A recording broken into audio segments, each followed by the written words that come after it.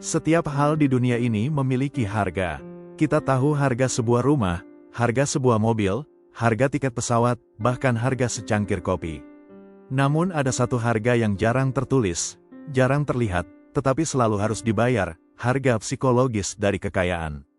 Ketika seseorang ingin kaya, ia sering berpikir tentang hasil, uang, aset, kebebasan. Namun jarang yang bertanya, apa harga yang harus saya bayar untuk semua itu? Harga itu tidak selalu berupa uang. Kadang berupa waktu yang hilang, hubungan yang retak, rasa cemas yang terus menghantui, atau bahkan identitas diri yang berubah. Banyak orang mengira bahwa menjadi kaya berarti bebas dari masalah. Padahal, kekayaan hanya mengganti satu set masalah dengan set lain yang lebih rumit.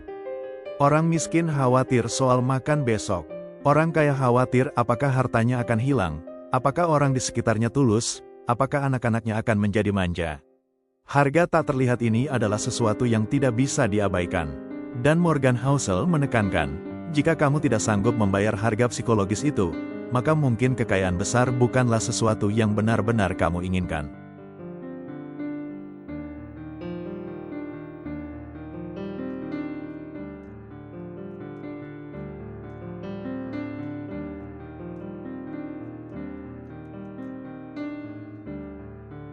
Kita sering berpikir tentang kekayaan hanya dalam bentuk hasil akhir, rekening yang penuh, rumah besar, mobil mewah, atau kebebasan untuk bepergian tanpa khawatir biaya. Tetapi, seperti setiap barang yang kita beli di pasar, kekayaan juga memiliki harga. Bedanya, harga ini tidak selalu tercantum di label. Ia tidak dibayar sekali, melainkan setiap hari, setiap minggu, setiap tahun. Harga ini bersifat tak terlihat, tidak tertulis di kwitansi, tidak ada di laporan bank, dan seringkali baru disadari setelah kita sudah membayarnya.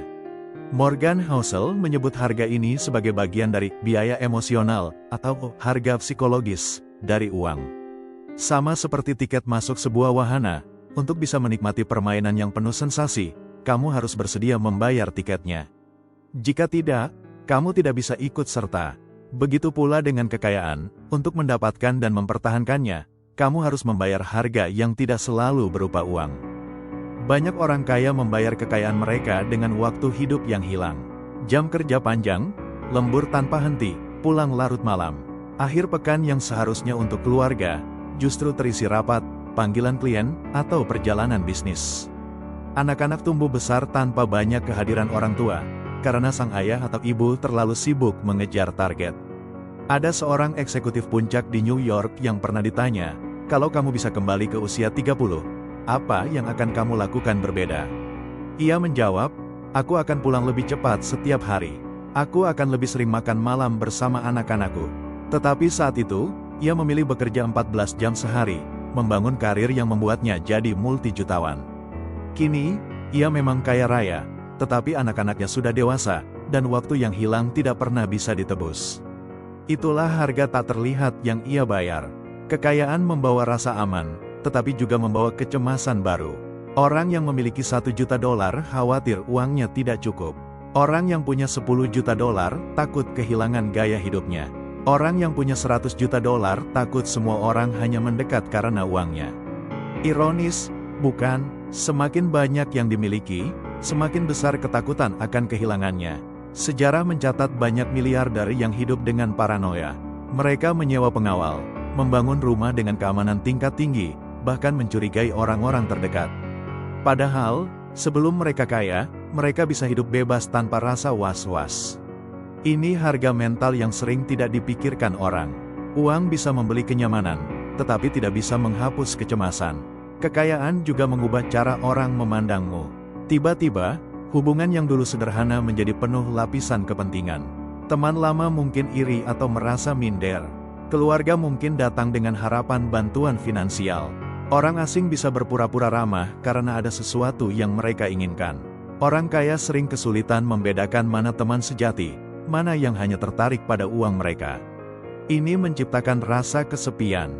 Banyak miliarder mengaku, semakin tinggi mereka naik, lingkaran sosial mereka semakin kecil dan semakin tidak tulus. Ada sebuah penelitian yang menunjukkan bahwa orang super kaya justru sering merasa lebih kesepian daripada orang biasa. Mengapa? Karena uang menciptakan jarak sosial yang sulit dijembatani. Kekayaan tidak hanya mengubah rekening bank, tetapi juga bisa mengubah diri. Orang yang dulu sederhana bisa menjadi sombong. Orang yang dulu disiplin bisa menjadi boros. Orang yang dulu pekerja keras bisa terjebak dalam rasa puas diri. Yang lebih berbahaya, kekayaan bisa membuat seseorang kehilangan jati dirinya. Mereka tidak lagi dikenal karena karakter atau kontribusi, melainkan hanya karena hartanya. Morgan Housel menulis, uang bisa mengubah cara dunia memandangmu, dan jika tidak hati-hati, ia juga bisa mengubah cara kamu memandang dirimu sendiri. Itu sebabnya banyak orang kaya justru merasa hampa. Mereka berhasil membeli semua yang mereka inginkan, tetapi kehilangan siapa diri mereka sebenarnya. Kekayaan selalu hadir dengan harga. Itu hukum alam yang sering kita abaikan. Tidak ada orang yang bisa mendapatkan sesuatu tanpa mengorbankan hal lain, bahkan jika terlihat seolah-olah perjalanan mereka mudah.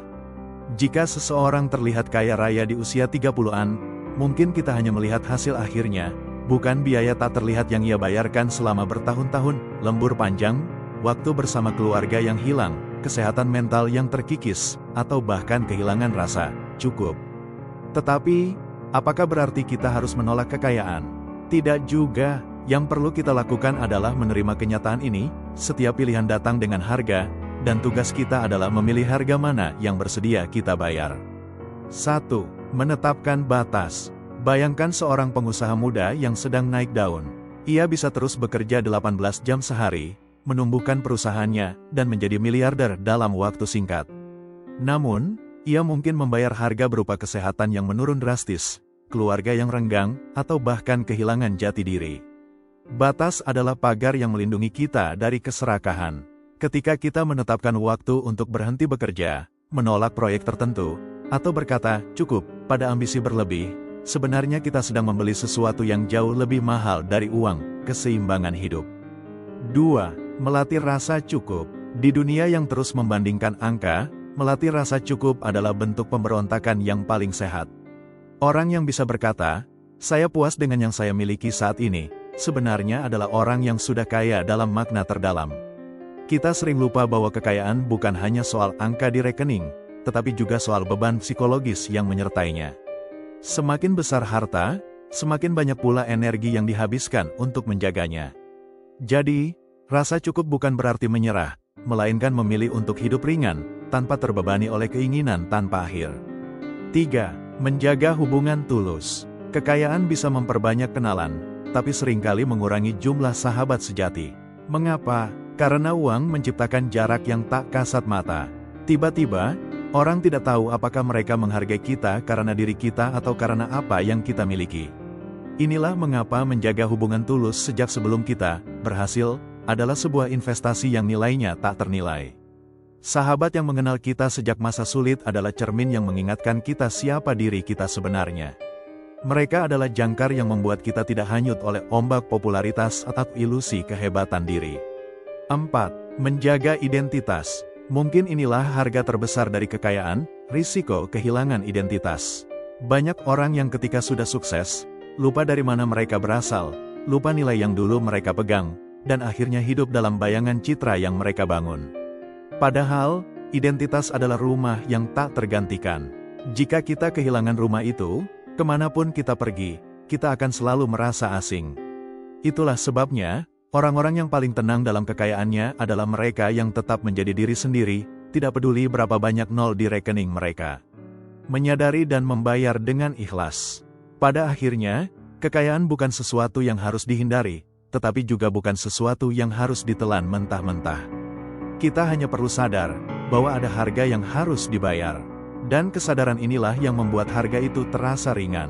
Sama seperti membeli tiket untuk konser favorit, kita tahu ada harga yang harus dibayar, tapi kita membayar dengan senyum, karena kita tahu apa yang kita dapatkan sepadan. Kekayaan juga begitu. Jika kita membayarnya dengan batas, rasa cukup, hubungan tulus, dan identitas yang terjaga, maka yang tersisa bukanlah penyesalan, melainkan kehidupan yang lebih dalam, lebih bermakna, dan lebih utuh. Kekayaan memang indah. Ia menjanjikan kebebasan, kenyamanan, bahkan kebanggaan. Tetapi di balik kilaunya, kekayaan bukan hadiah gratis yang jatuh dari langit. Ada harga tak terlihat yang selalu menyertainya, harga yang kadang lebih berat daripada jumlah nol di rekening bank.